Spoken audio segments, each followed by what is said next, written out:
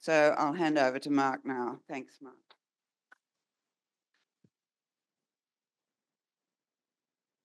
Well, thank you very much, Jenny, and I'm delighted to be here. I am a member of SPA, but I haven't been terribly active. I'm very active in a number of different groups. In case I try to say something in energy, I should explain that I've been, like Tim, I've been involved for a long time in the energy transition. Actually, before it was called the energy transition, in the early days when only wind power looked viable. So I'm very interested to hear what Tim has to say, and I've actually read some of his report, which looks great. So as Jenny said, we have 3 expert speakers today. Tim Buckley will speak first on energy, and then, if I got the order correct, Peter Cook will speak second after the tea break, followed by Jonathan Sobels. So that's the program as I understand it. And I would also add that I'm also very interested in this whole problem of growing consumption, especially in the rich countries. And in Australia, population growth in recent years, has been the main driver of consumption. Although if we go back longer, consumption as measured by GDP per person has also been very important. Currently, though, it is population growth that is driving consumption, apart from a few industries like compressing natural gas and so on. On the global scale, both population growth and growth in GDP affluence, that is GDP per person, are very important in driving consumption. And some of us are very concerned about both of those drivers, as well as dirty technology. Okay, but that's enough introduction. So, well, now I should introduce Tim. Tim Buckley has 35 financial markets experience, including providing public interest-related financial analysis on the energy transition since 2013, and he studied in China and India, as well as Australia. He founded Climate Energy Finance Australasia in 2022, and he co-founded and worked with the global energy finance think tank, IEFA, that is the Institute for Energy Economics and Financial Analysis, over quite a long period of time.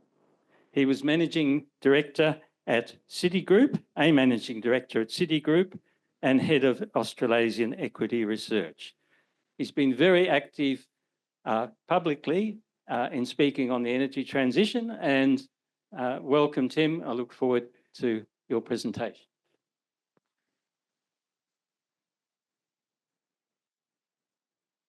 Brilliant. Thank you, Jenny. Thank you, Mark. And great to be here this afternoon.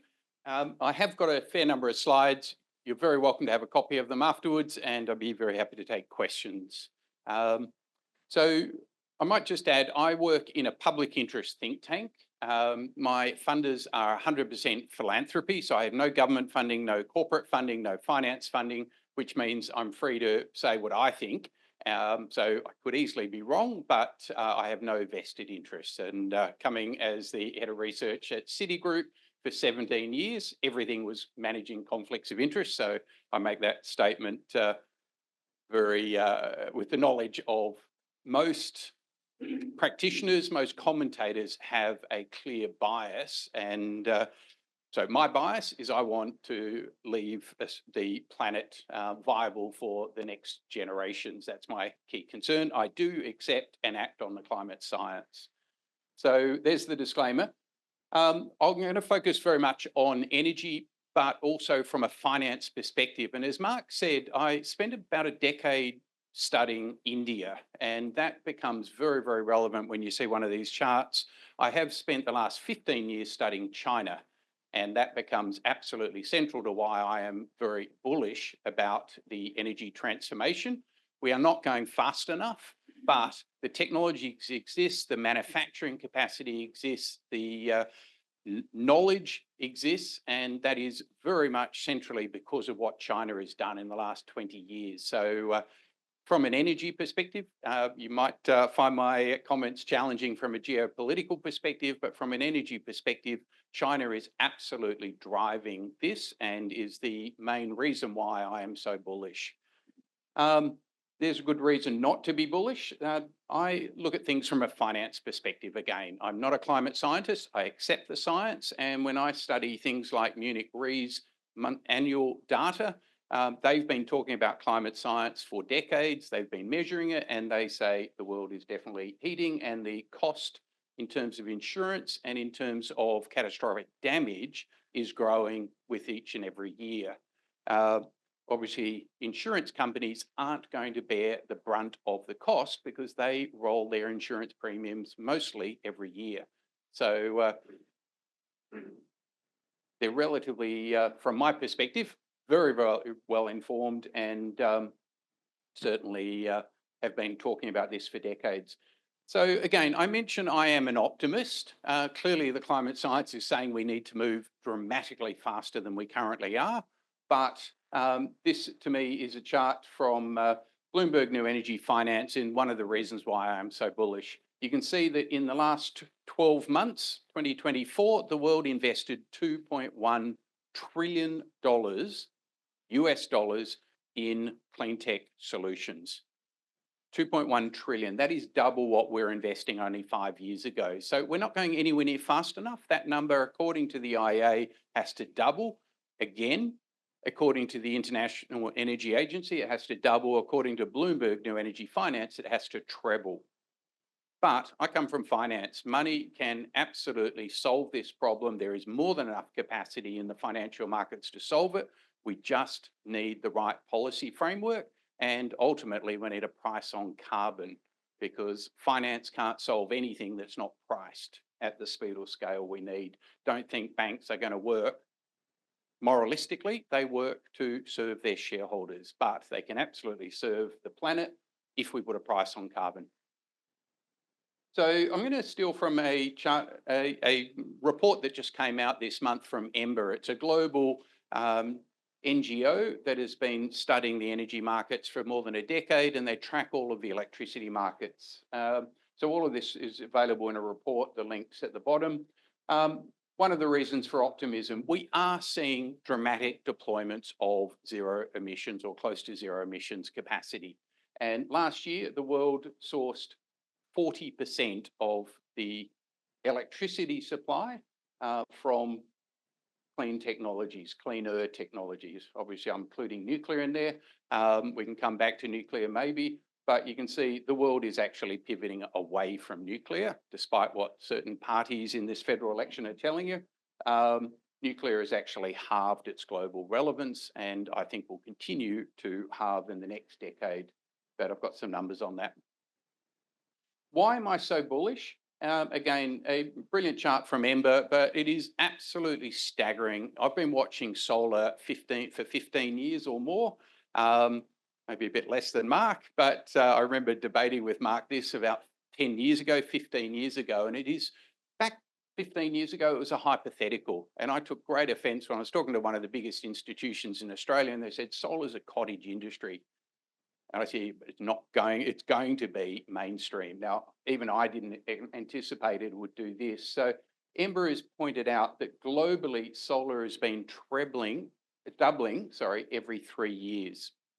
Last year was an absolute record solar and a record growth rate for solar. And so you might have seen the comment, the IEA has for 15 years in a row underestimated solar. 15 years in a row. They've revised their forecast every single year, and every single year they've been too low, dramatically too low. They always assume it's going to plateau. It will plateau at some point, but last year, fastest growth in history. So maybe not this year. Again, complicated chart, but what this is tracking is renewable energy. So it doesn't include nuclear. And it shows the global change by year by major fuel type.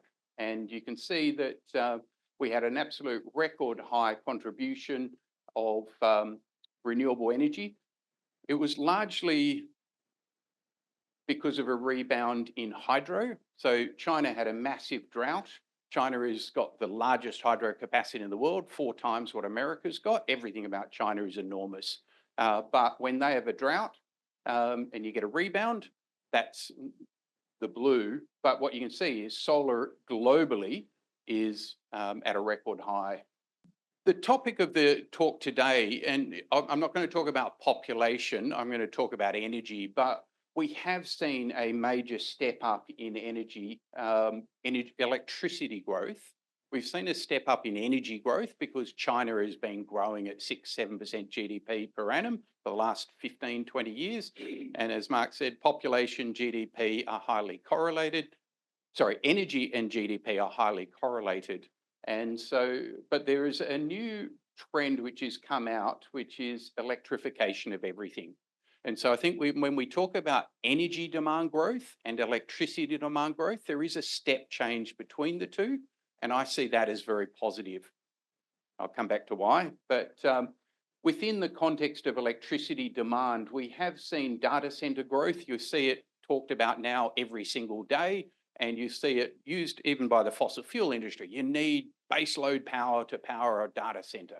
So it's a great excuse for the latest excuse of why we have to stick with the fossil fuels that are destroying our planet. But the other big driver is electric vehicles. And electric vehicles transfer you from using oil to using electricity.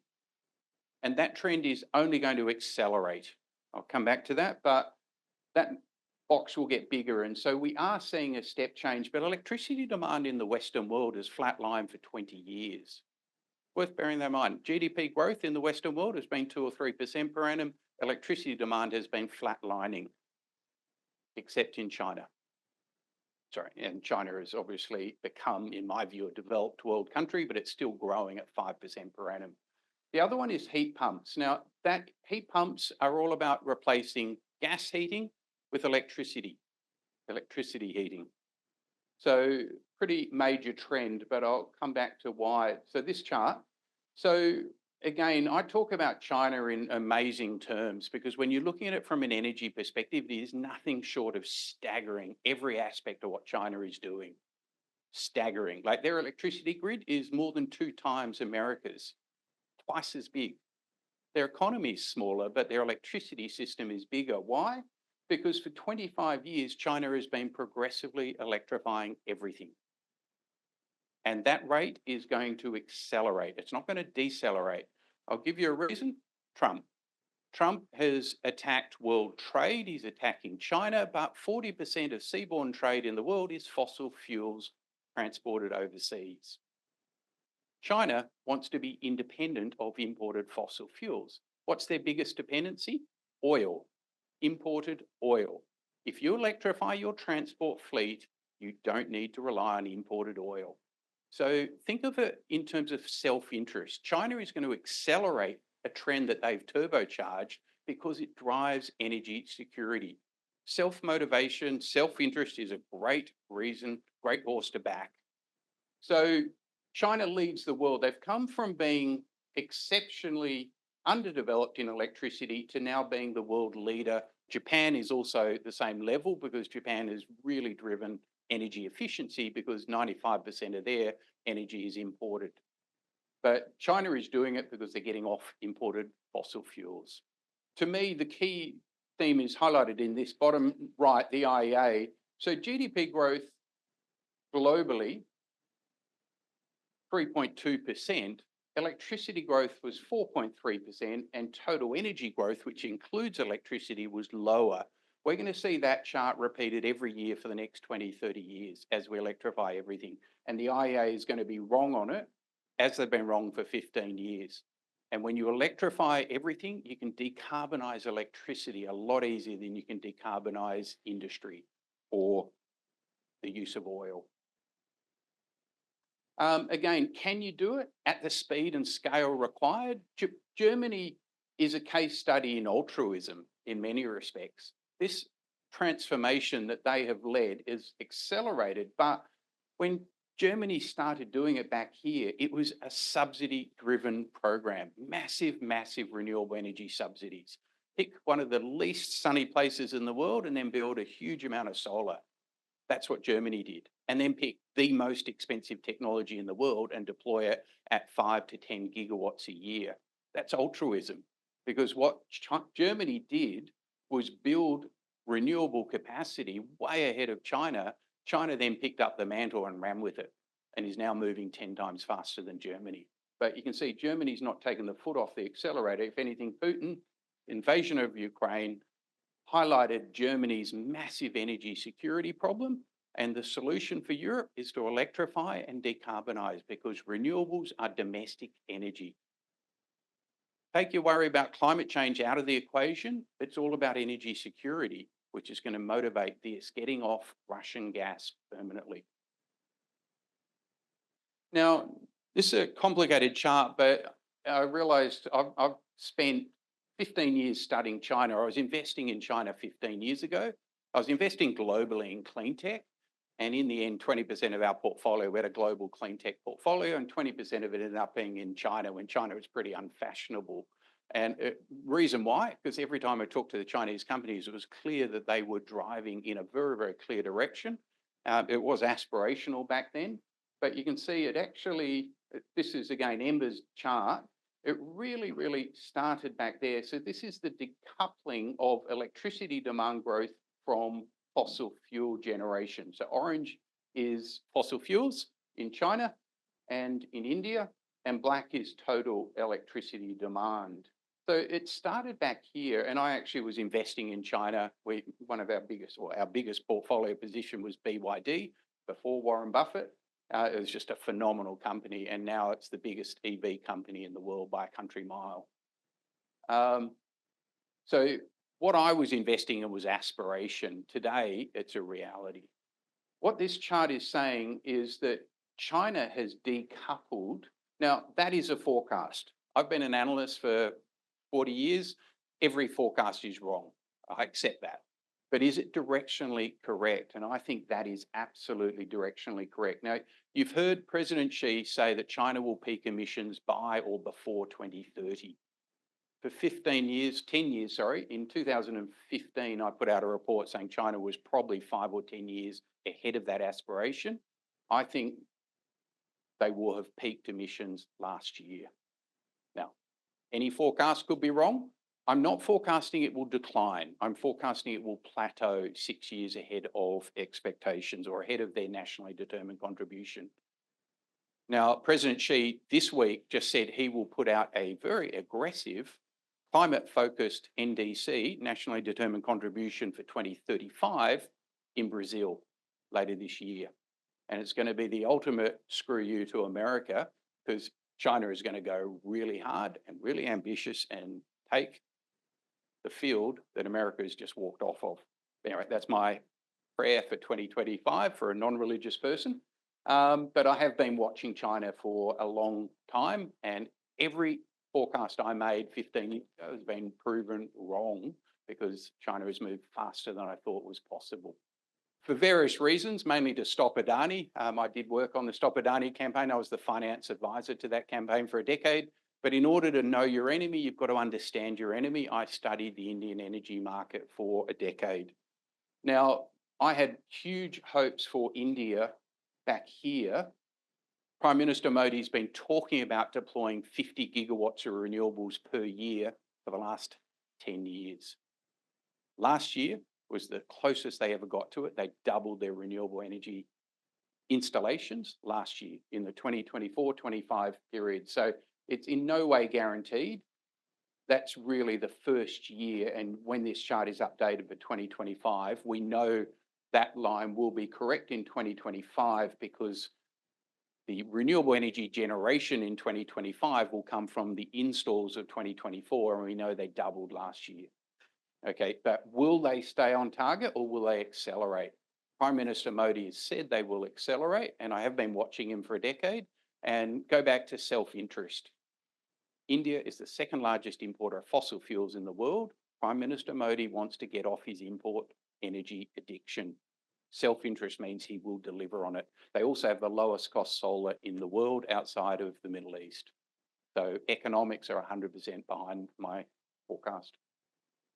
But that one is aspiration. And so people go, well, even if China delivers on their target, India is a developing country. India is 15, 20 years behind China. India is now the biggest country in the world by population. So India is going to destroy the world just as China starts to solve the problem.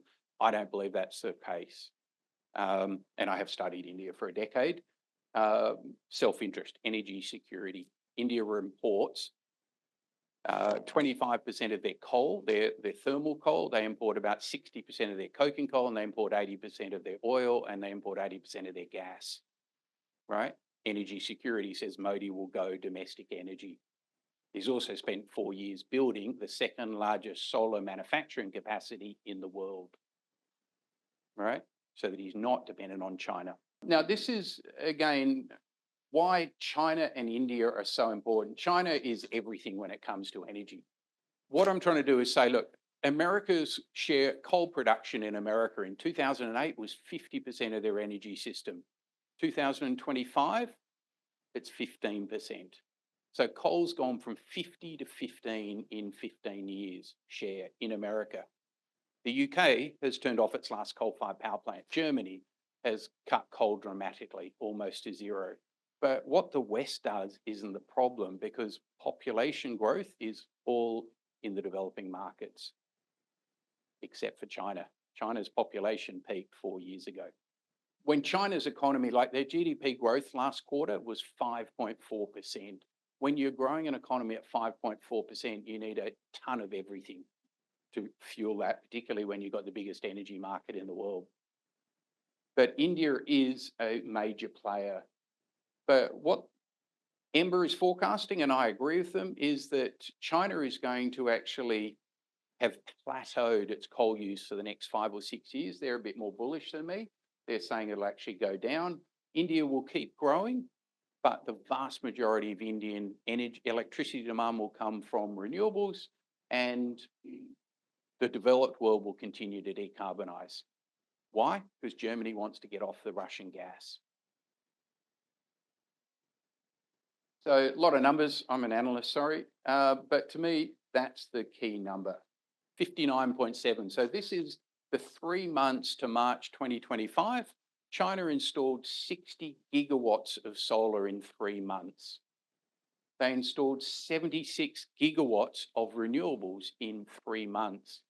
Now, let me just put that in Australian context. The entire Australian electricity system is about 75 gigawatts. So what China did in 3 months in three technology, it includes hydro, but hydro is small.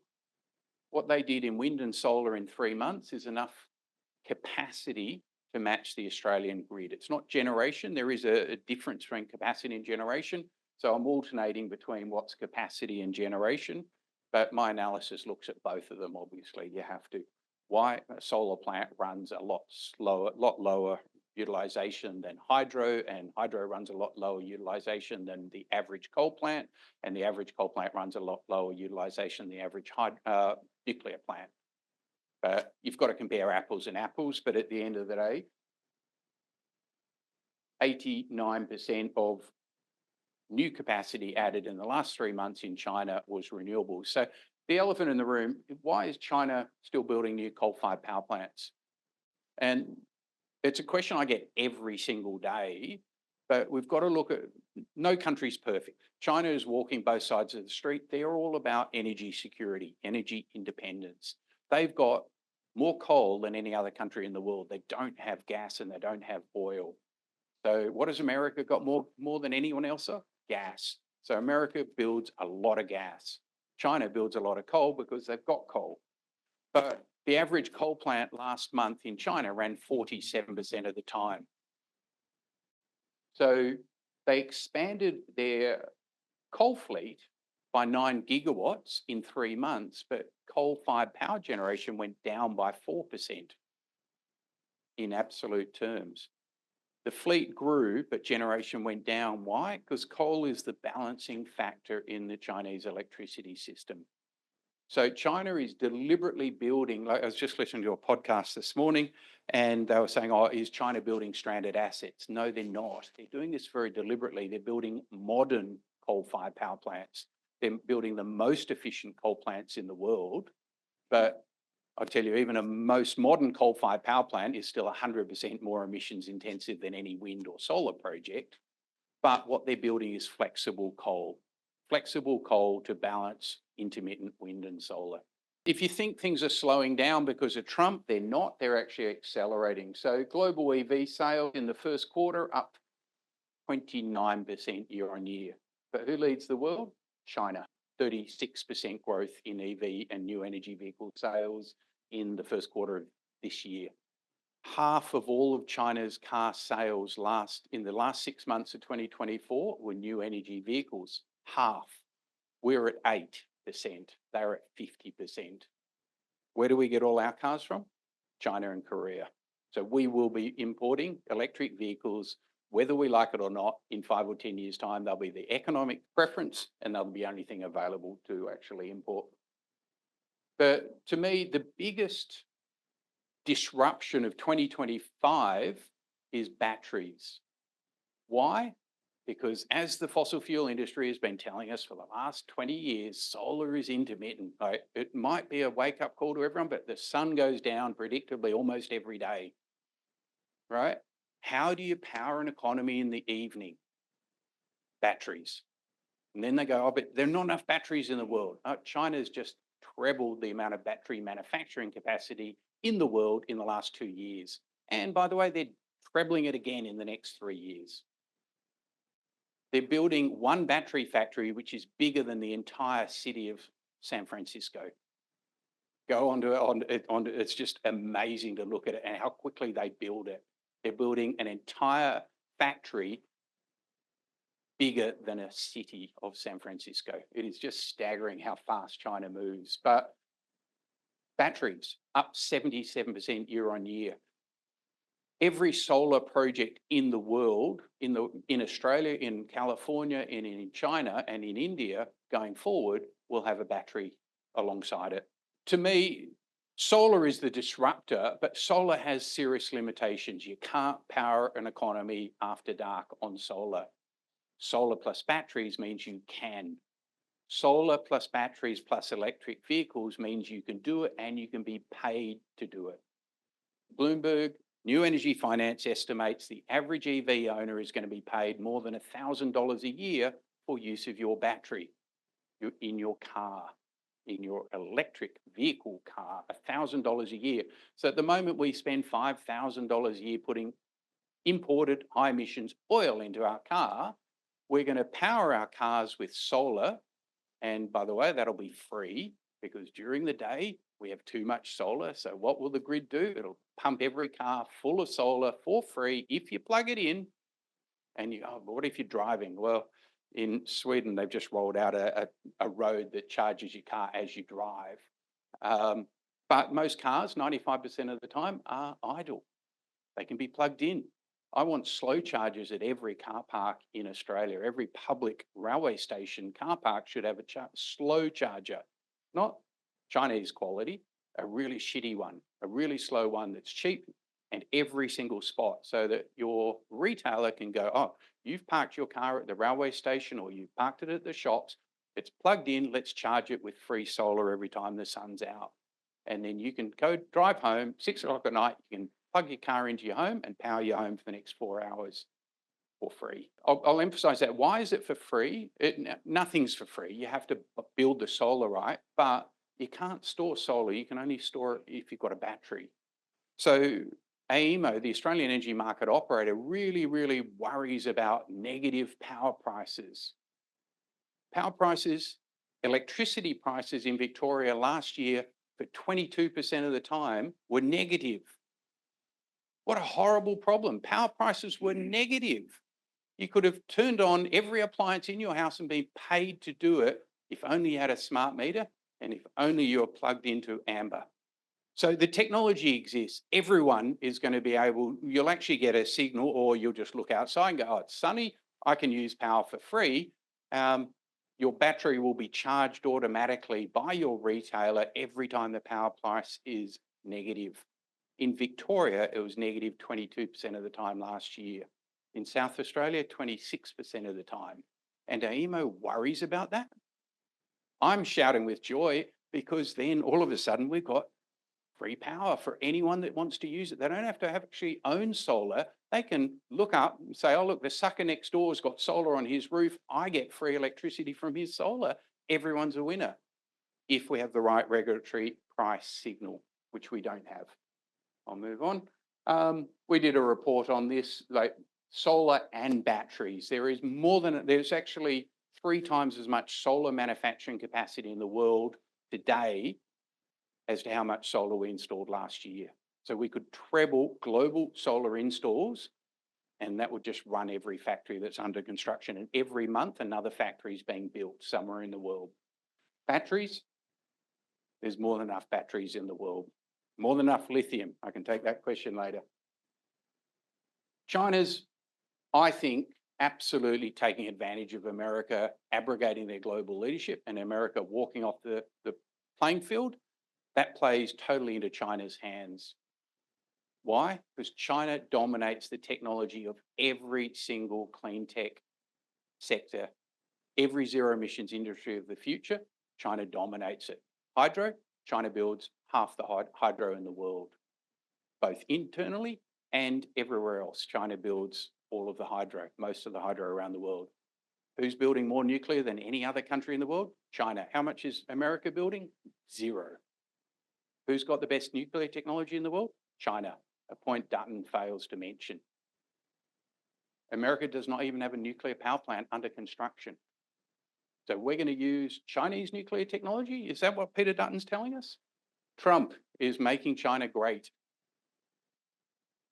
We wrote a really good op-ed, or my colleague Caroline Wang, it's on our website. It was in Institute. We're putting out a major report next month looking at carbon pricing and the need for an Asian CBAM. And at the moment, it's not really on the agenda. When I talk to Chinese authorities, they go, we hate European CBAM. We hate it. That was a conversation I had with them 1 year ago.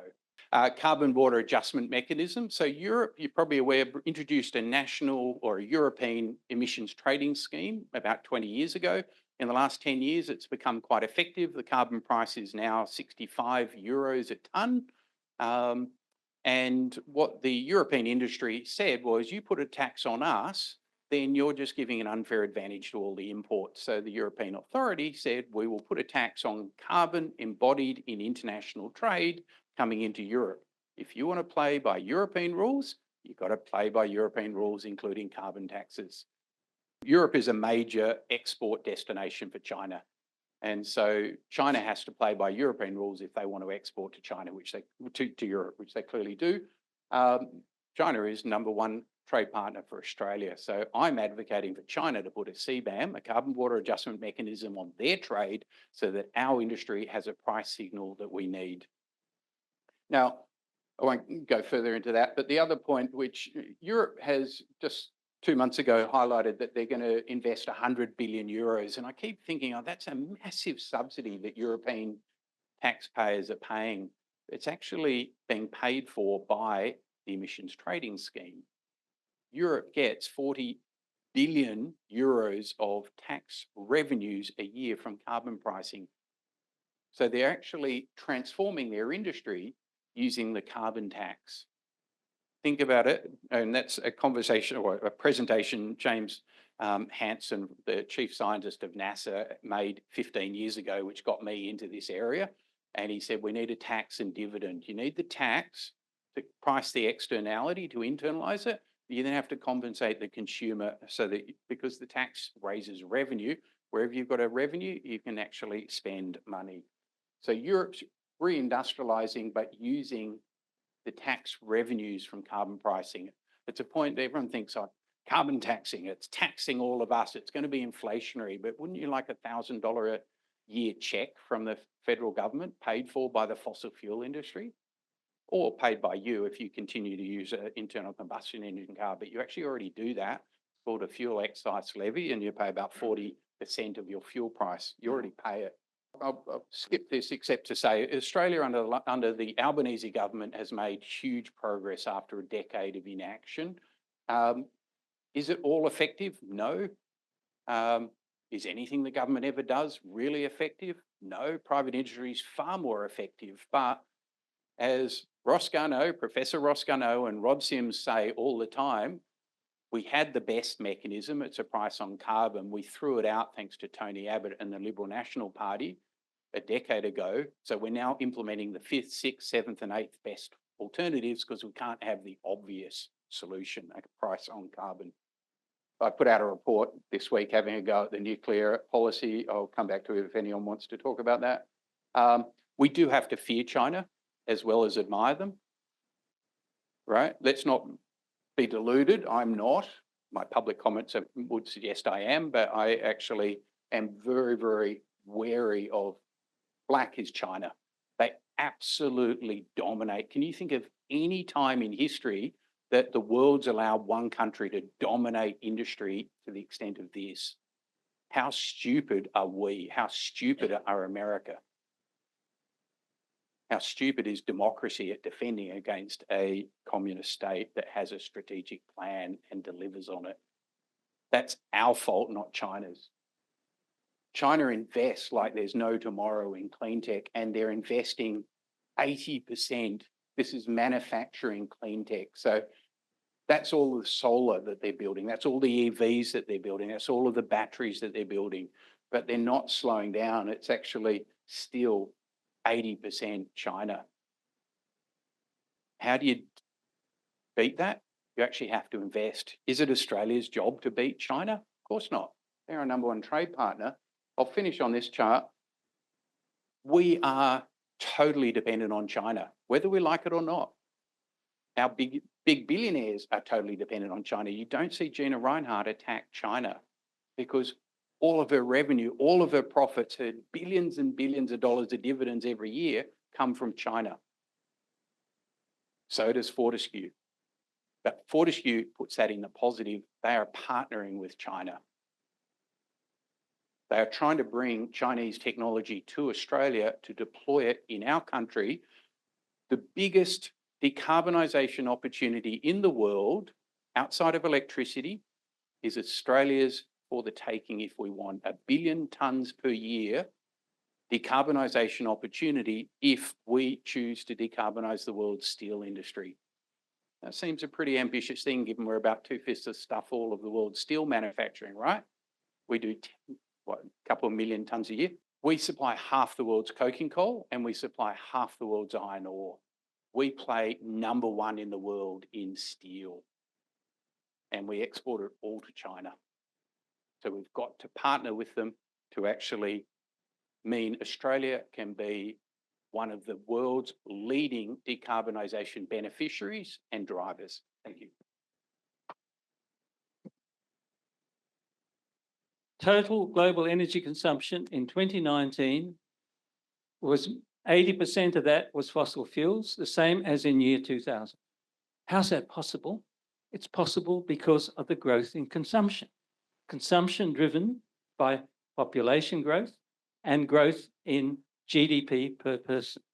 That's the challenge. And that's why decoupling is absolutely essential. So right now, renewable energy is chasing a retreating target, a growing target, like a runner coming into the finishing straight and seeing the officials running away with the finishing tape. Can I disagree respectfully? By all means.